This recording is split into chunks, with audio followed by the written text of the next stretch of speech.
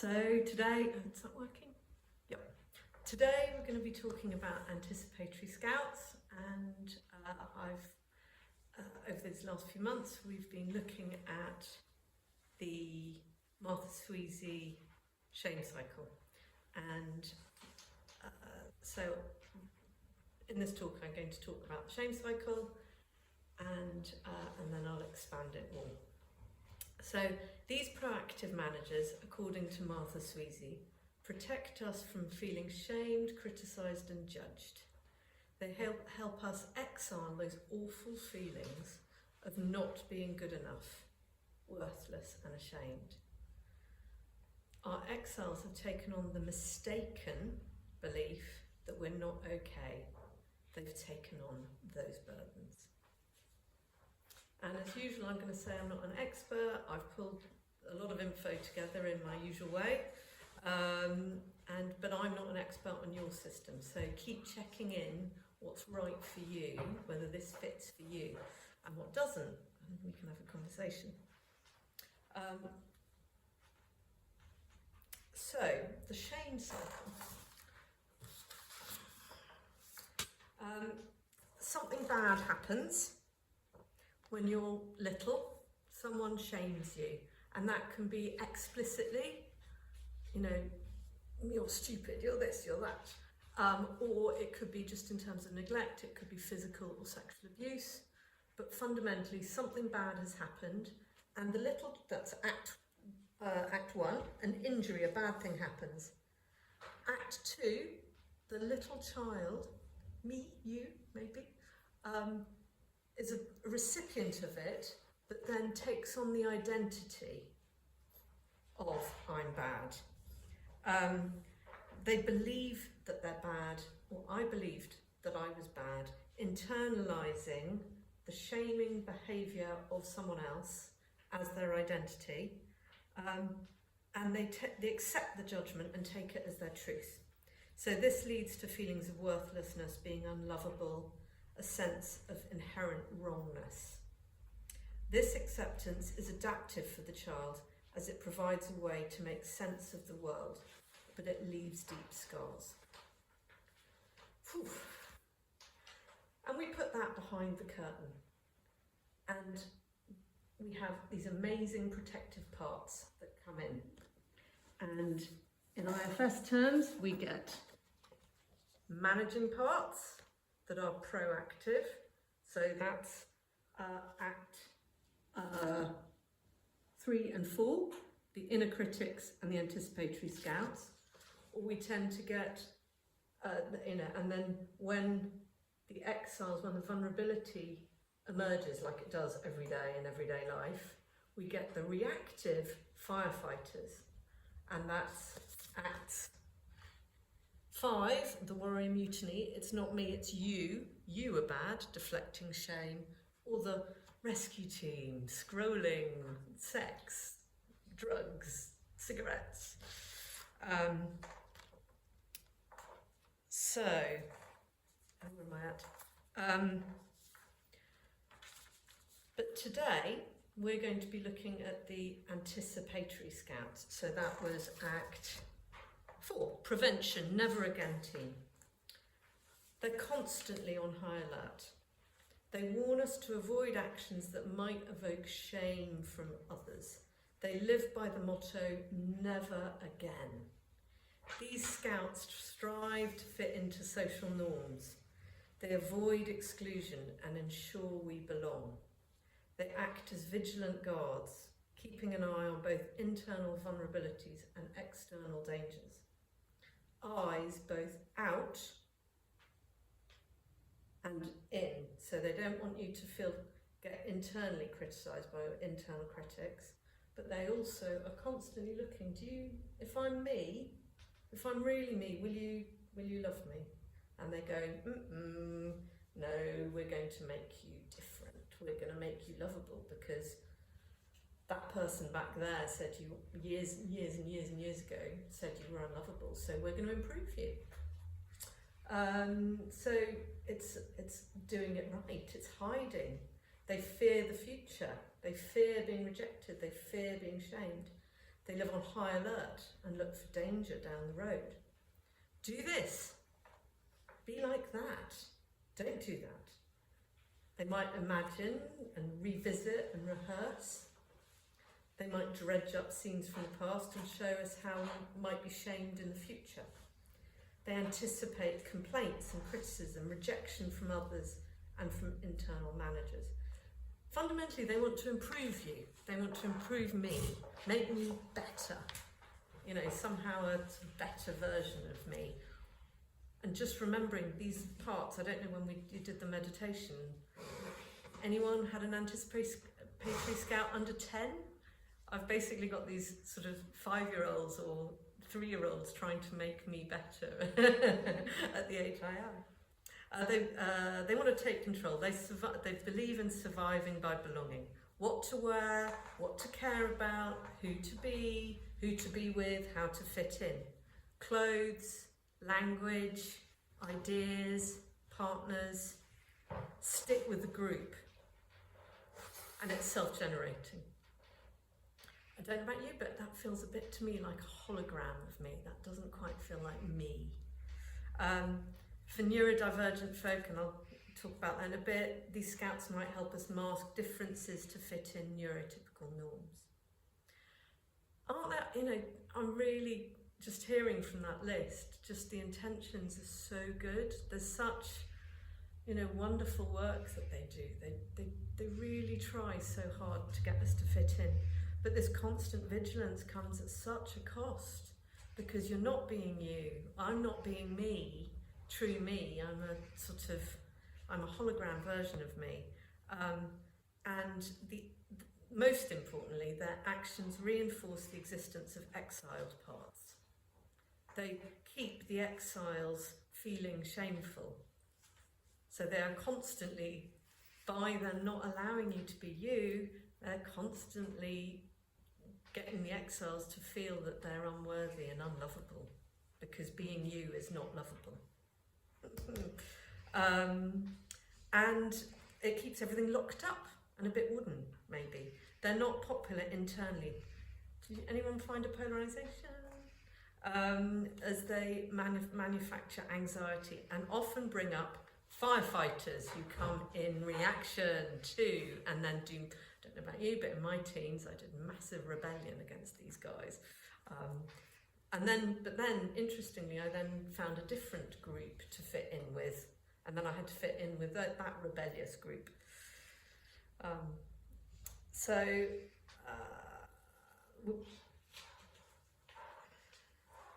And they may, when we abandon our needs to attend to others, we can lead to major health problems due to all the stress and constant anxiety. They may prevent us from expressing ourselves and being authentic, which actually harms relationships. I'm really seeing nodding there. And they may lead us to conform in ways that are not beneficial, such as participating in harmful group behaviours just to belong. Lynch mobs, you want to, you might be happy to belong in that group, but maybe interpersonally not doing such great things. Belonging can eclipse concern and compassion for those outside the group. It's about being pleasing others. So the way out, the exit, as always, is self-compassion, and being as friendly to yourself and as possible. Inviting those parts to really get to know you, update them. These are little, they're parts that are stuck in the past, and our limbic systems get confused between now and back then. If they can really get to see you and who you are internally, this is intimacy from the inside out. Check out how you feel towards them. Invite other parts, invite these parts to join in, get to know them. Might you send them some care and warmth?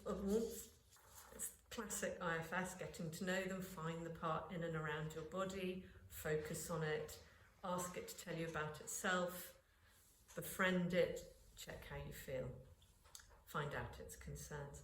And then, when the time's right, really getting to know that little one inside that it's holding on to this outdated and wrong belief that you're not good enough. That they took on an identity that isn't actually true. It's really not true. And let them know that you're here and that you care. So that is the end of the anticipatory Scouts, Martha Sweezy bit of the talk. But I wanted to bring in polyvagal theory. I also wanted to talk about power dynamics, and I wanted to there's parts, IFS doesn't go to solutions, it's all about being self-led, but actually I think that this in particular, this one, we need community and we need a few little pointers where you can try experiments with self. So there is, where is it? A fantastic talk on the, yes, it's written on the internet by Trauma Geek, Jane I. Elizabeth, and she talks about fawn, the trauma response that is easiest to miss. And I know someone mentioned that they had a flight response. So looking at polyvagal, this is a diagram I made. There's lots of these on the internet. This is just the one I cooked up from listening to Deb Dana. Our anticipatory Scouts might be, check in your system, similar to a fawn response. And if you can imagine, I'm going to say, right, I want you all to, I'm going to take a photo of you. Can you smile? So hopefully a nice benign one. And I don't know, how's that feeling inside? No one wants to take a, but you might do it for me. And how would your facial muscles feel? But you know, so your facial muscles might be active, and you might be submitting. I put fawn down here, but actually fawn is both. It's a multi-state. Is it freeze? I don't know. It's not quite freeze to me, but it's a active and a collapse. If anyone knows, I'm hoping some of you know enough about polyvagal, but this is sympathetic activation. This is the parasympathetic nerve, and it looks like you're in ventral vagal, so people miss it. People think that you're actually really delighted to have your fitted, maybe, or when you're people pleasing, or yes, I'm really delighted. Have some cake, or whatever. Because I'm a consummate hostess, and all parts of me are, and they can be my anticipatory Scouts. So they look. Jane I. Elizabeth talks about. These parts might look like thriving, but they're actually surviving. This is thriving. These parts surviving.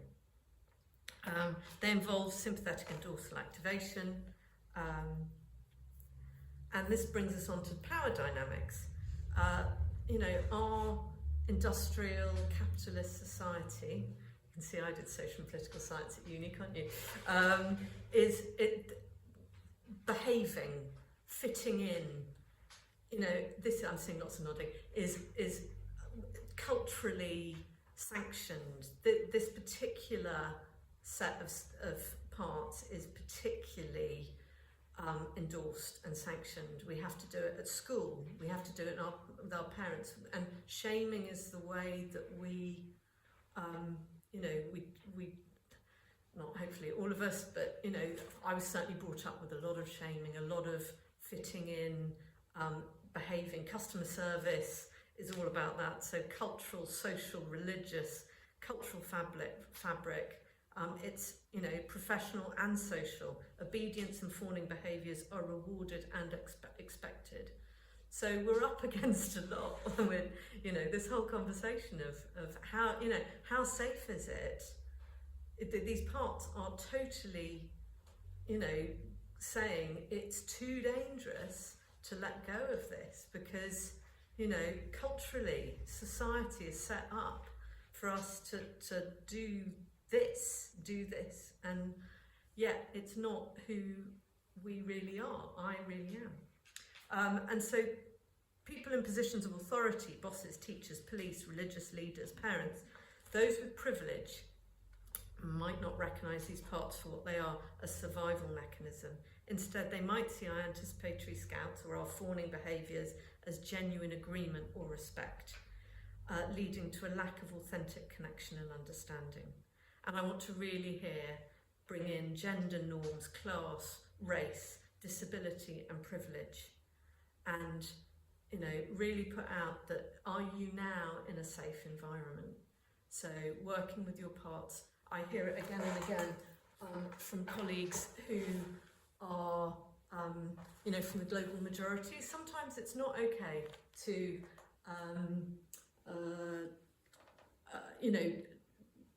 speak authentically.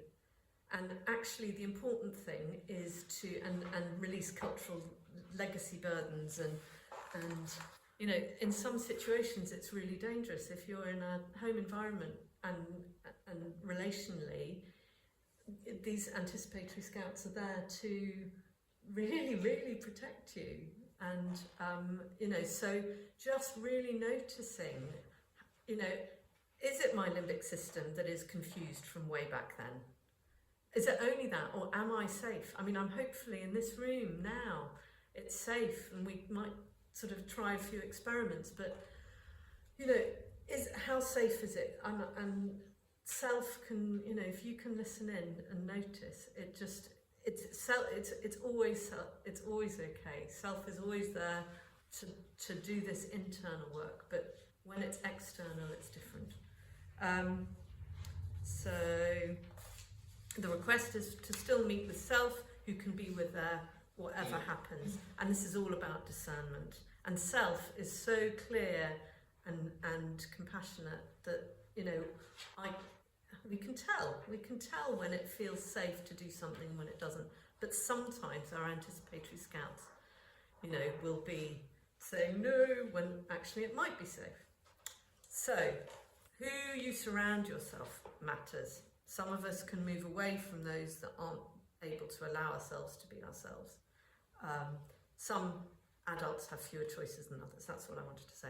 And I wanted to do the U-turn, which is very much part of Tony Herbines-Blank's wonderful intimacy from the inside out model for couples, about looking at, where my worry and mutiny comes in, my power, my privilege.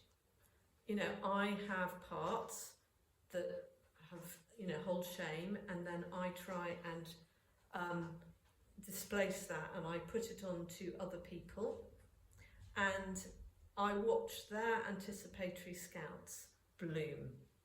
So just the invitation, there's a lovely, I've got this on my website as well, it's like, how does my worry and mutiny land on others?